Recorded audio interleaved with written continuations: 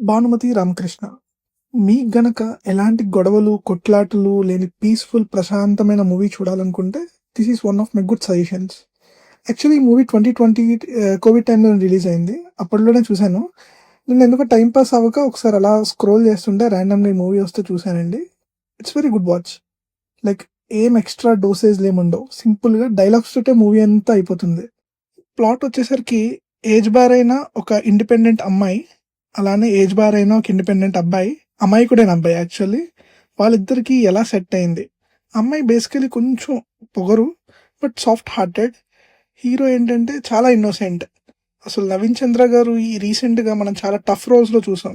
But ఇలాంటి ఒక innocent క్యారెక్టర్ని చూడడం కొత్తగా అనిపించింది. ఆయన యాక్టింగ్ కూడా ఎరగదీశారు, చాలా ఇన్నోసెంట్గా బాగా చేశారు. Movie high budget, like high casting అలాంటివి ఏటి ఉండవు. సింపుల్ రోల్స్, సింపుల్ కాస్టింగ్ అంతా కూడా. అండ్ మ్యూజిక్ కూడా సింపుల్గా డీసెంట్గానే ఉంటుంది. కామెడీ కూడా బాగానే వర్కౌట్ అయింది. మరి హై లెవెల్ కామెడీ ఏమి ఉండదు, కానీ మన వైవా హర్ష గారు కొంచెం బాగానే కామెడీ పండించారు. అసలు హీరోయిన్ ఎవరు, ఆమెని ఎలా పెట్టుకున్నారు అవన్నీ అడగద్దు, నాకు కూడా తెలీదు. కొన్ని కొన్ని యాంగిల్స్లో బాగానే ఉన్నారనిపిస్తుంది, బట్ కొన్ని యాంగిల్స్లో but okay, character demands that heroine. ఆ క్యారెక్టర్ కొంచెం age bar character, so she's a perfect fit అని నాకు అనిపించింది. కొంచెం ఏజ్ బార్ అయినా పెళ్లి చేసుకోకుండా ఉంటారు కదండి యూత్, వాళ్ళు కొంచెం కనెక్ట్ అవుతారు మూవీకి. Yeah, it's good one to watch. ఆహాలో స్ట్రీమ్ అవుతుంది ప్రజెంట్. ఒకసారి మీకు ఖాళీ ఉంటే చూసేయండి.